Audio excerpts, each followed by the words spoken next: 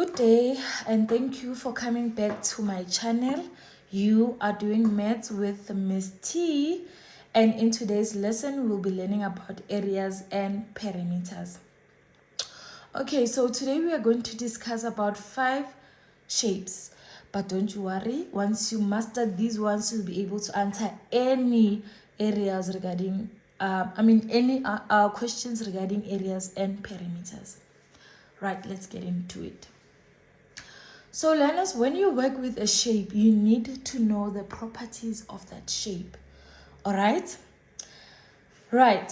So we are going to work with the shapes: a rectangle, a square, a triangle, a circle, and a parallelogram. When you calculate the area of a rectangle, this is your formula. You say area equals to length times breadth. Now you come to the actual shape and you see which one is the breadth, which one is the length. This is the breadth and this is the length. Right, so when a question comes and it says, what is the area of this shape? The first thing that you need to do is identify the shape that you are dealing with. If you do not know the shape, how are you going to answer the question? Right, moving on. The perimeter. So the perimeter equals to 2 times length times breadth. So learners, let's say you get a question and you have to calculate the perimeter of a rectangle. Right? So bottomers, before you even do anything here, you have to first work with what's inside the bracket.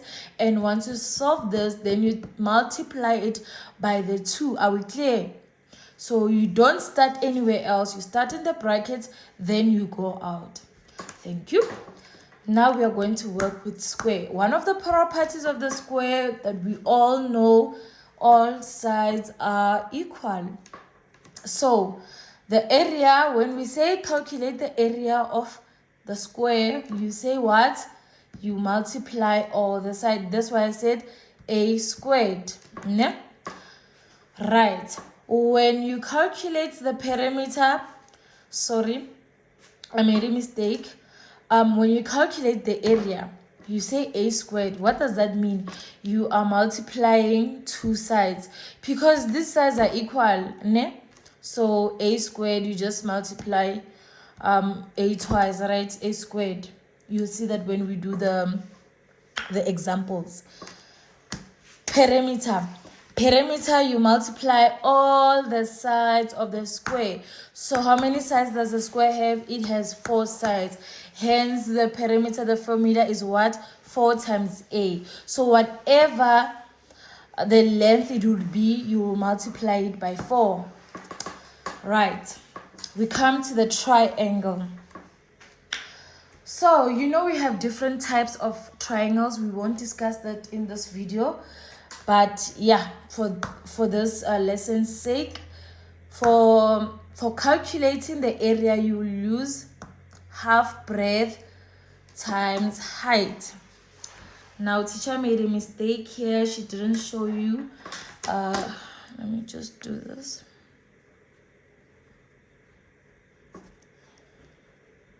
Obviously, it's 90 degrees.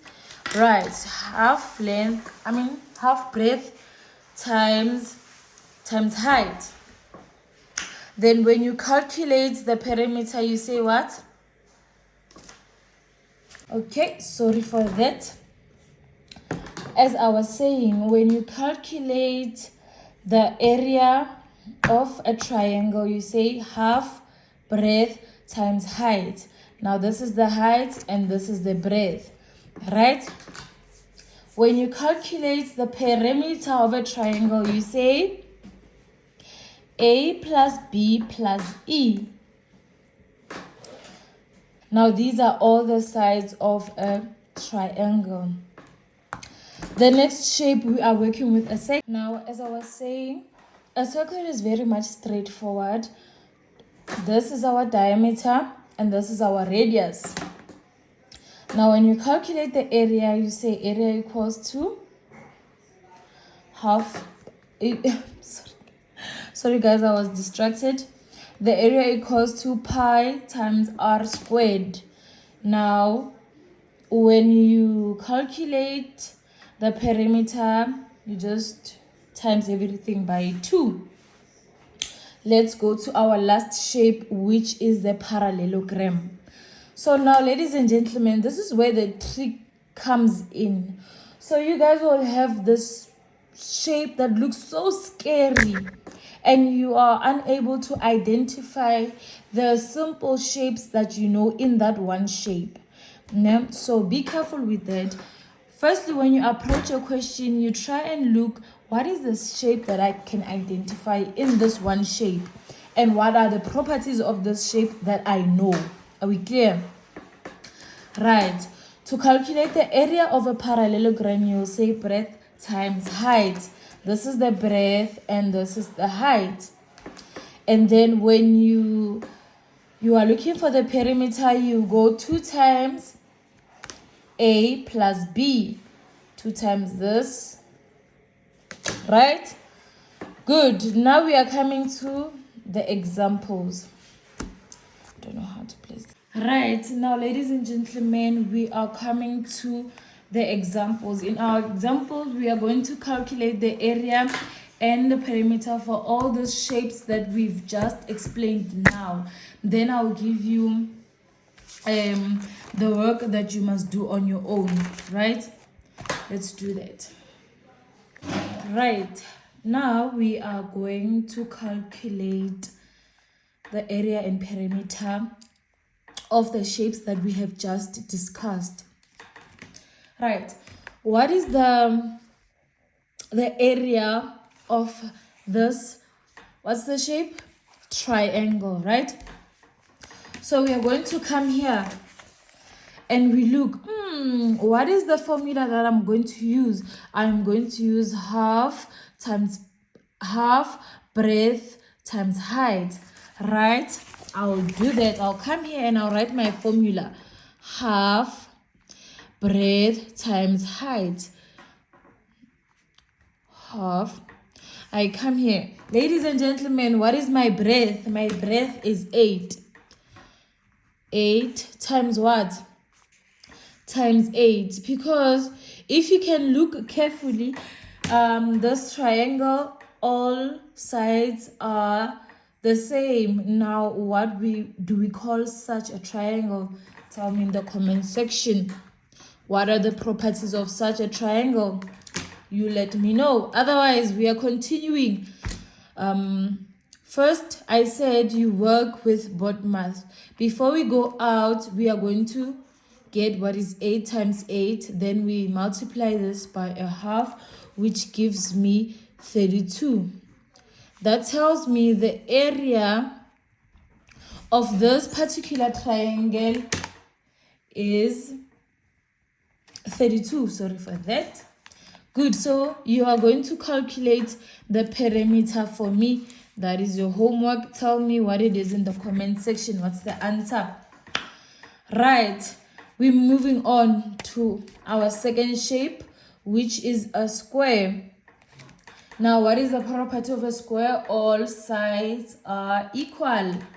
Right. We are looking for the perimeter of the square. Remember, in this instance, our square, each side is 4 centimeters long, in length.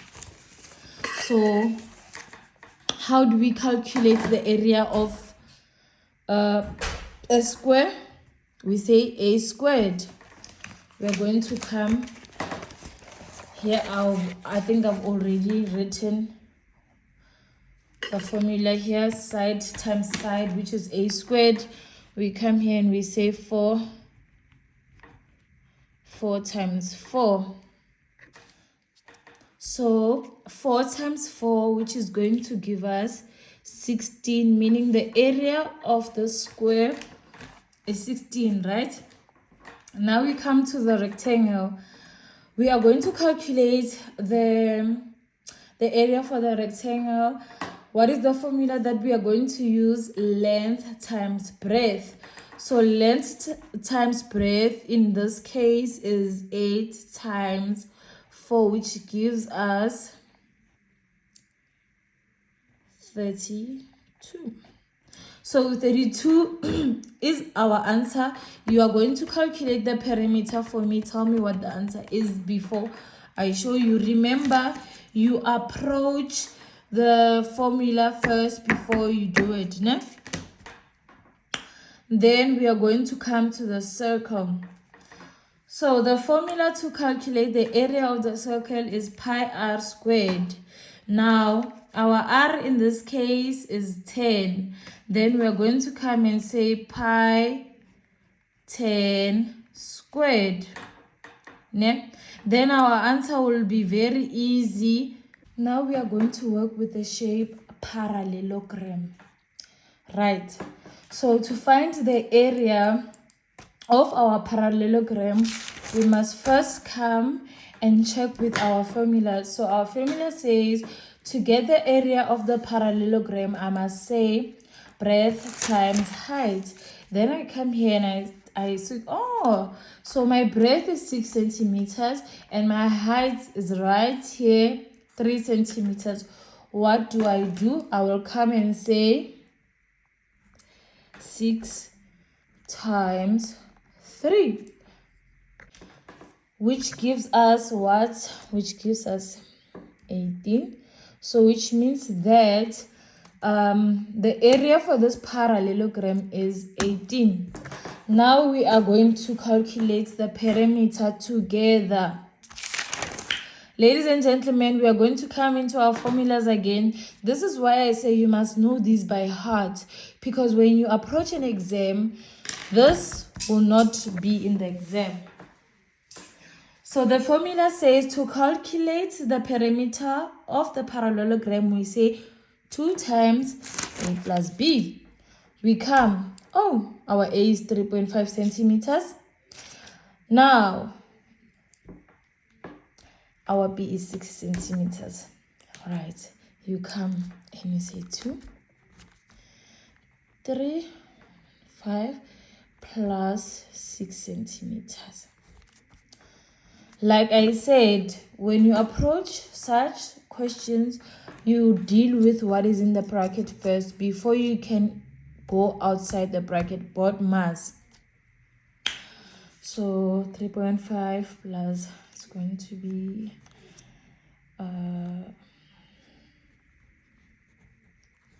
3.5 plus 6 centimeters is going to give us 9.5 centimeters.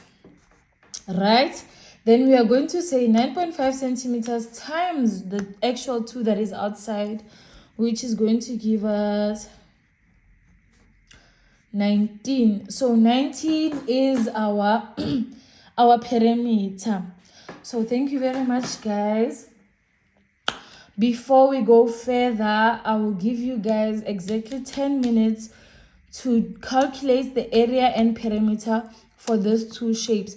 Remember what I said. The first thing that you must know is what shape are you dealing with. You identify the shape first, then you come and say, what is the formula that I'm going to use to solve this particular shape? Good luck. I'm giving you 10 minutes, then we continue.